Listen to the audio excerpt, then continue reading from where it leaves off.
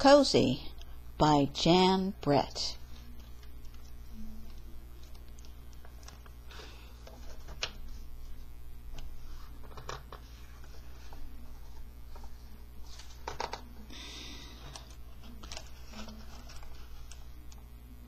Storms rolled over the tundra when Cozy the musk ox was separated from his herd.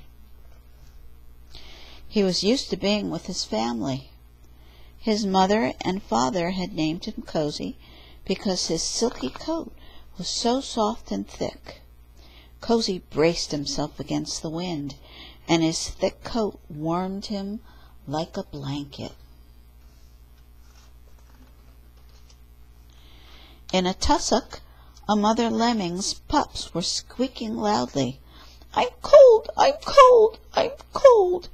She used a triple carry to tunnel them toward a new spot, where she saw a towering mountain of fur. In no time the lemming family settled in next to Cozy's left hoof. "Shh," she whispered. "Quiet voices, and that musk ox will never notice us."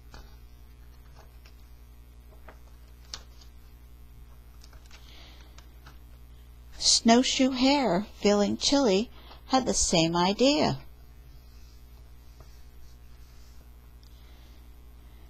"Master Musk Ox," he asked politely, "may I wait out the storm under the protection of your very thick coat?"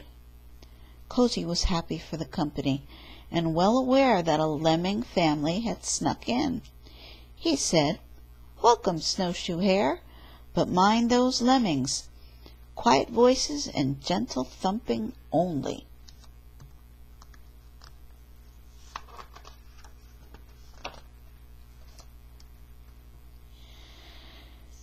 Snow swirled and flump! Suddenly all grew white. Was it a clump of snow that had hit Cozy on the forehead? No, it was feathers. When Cozy opened his eyes, he was looking into big yellow ones.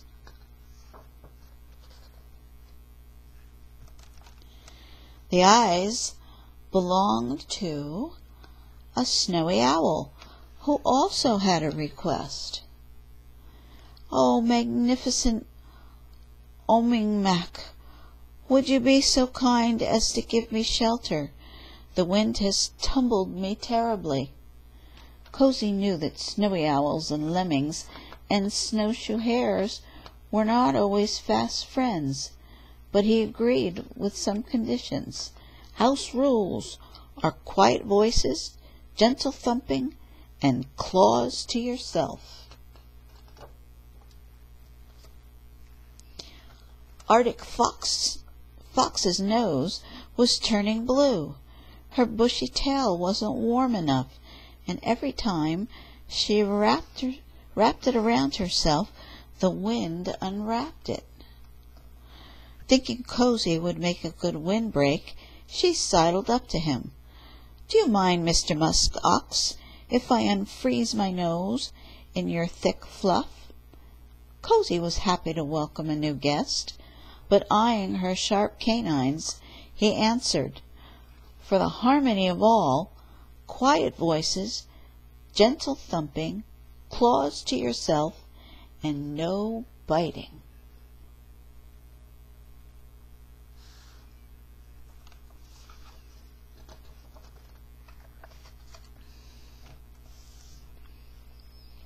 As winter went by, the storms grew worse. The wind blew and blew, and a low, humpy shape appeared, swaying and shuffling. Its coat was covered with ice balls. "Shaggy beast!" it growled. "I fell into an ice floe, and am chilled to the bone. Can you help me?" Cozy was happy to invite the wolverine in, but added to the house rules: quiet voices, gentle thumping, claws to yourself, no biting, and no pouncing. Cozy's new friends cleaned their coats, preened their feathers, napped, and were glad for their comfy shelter. But then, above the wind, the animals heard, "Yip, yip, yip."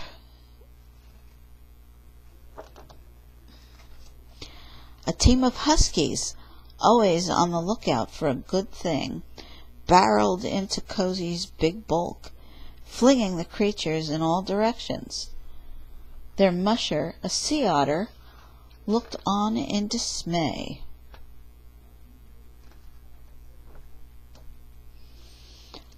"Hi," the lead dog grinned.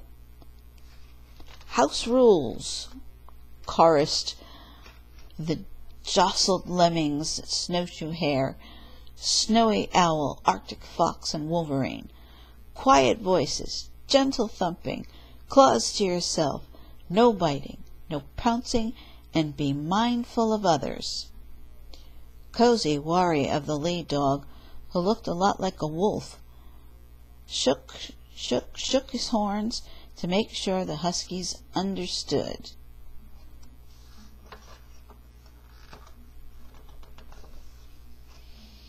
As time went by, the wind calmed a little, and the Arctic sun climbed higher in the sky. The animals felt more at home every day, but Cozy had spring fever. "I want to find my family. How can I move about with these visitors underfoot?"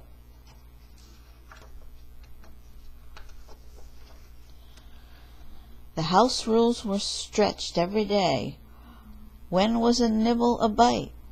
When was a hoot quiet or loud? There was bumping, making faces, and nobody was saying, "I'm sorry."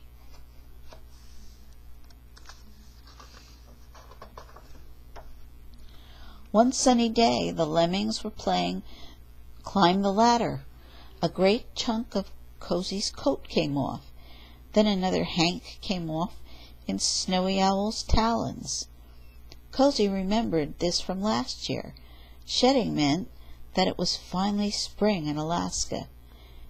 Hank by hank, all of Cozy's warm, silky winter coat drifted down the slope.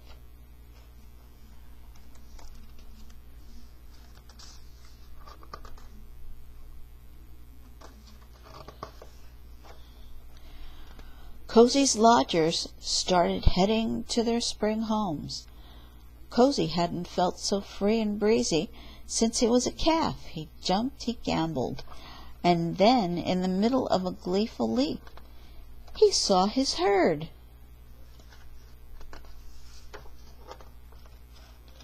He ran to join his mother, his father, his sister, and his brother. "Where were you? We were worried," said his sister Fluffy.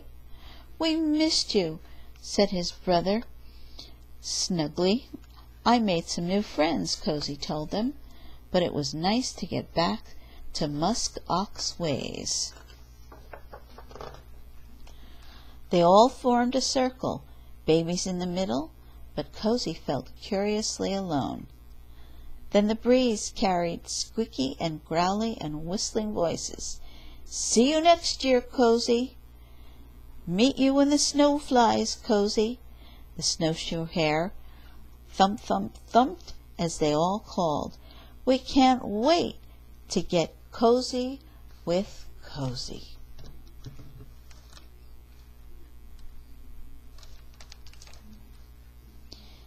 The end.